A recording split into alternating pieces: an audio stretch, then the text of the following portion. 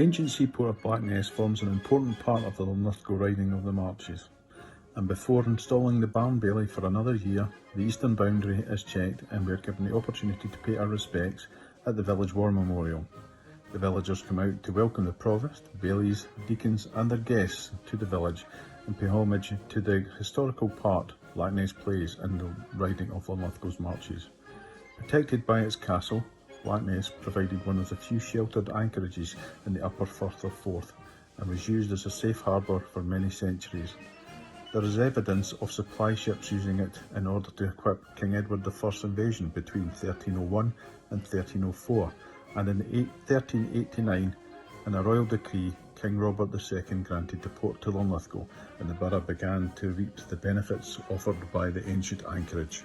One such advantage was that all goods unloaded between the rivers Avon and Almond had to pay their customs dues into Linlithgow's coffers, and Linlithgow's merchants and the borough itself grew rich in the proceeds.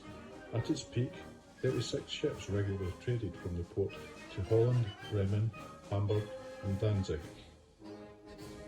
All of this trading activity required supervision, and so a Barn Bailie was appointed to oversee the affairs of the village and the harbour, which was enlarged and equipped with a landing pier.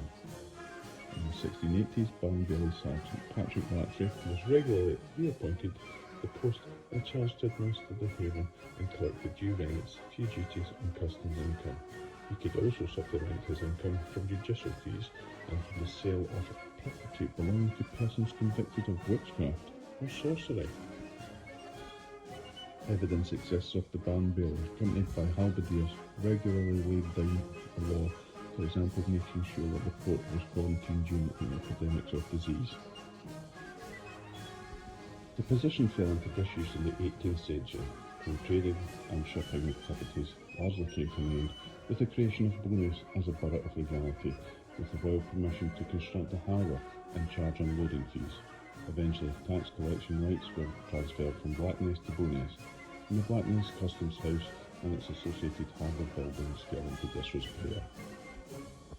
I am the present Barn Bailie, and when better times return, I will look forward to being installed with ancient ceremony amongst the ruins of the chapel of St. Ninian, sitting under a bower of greenery.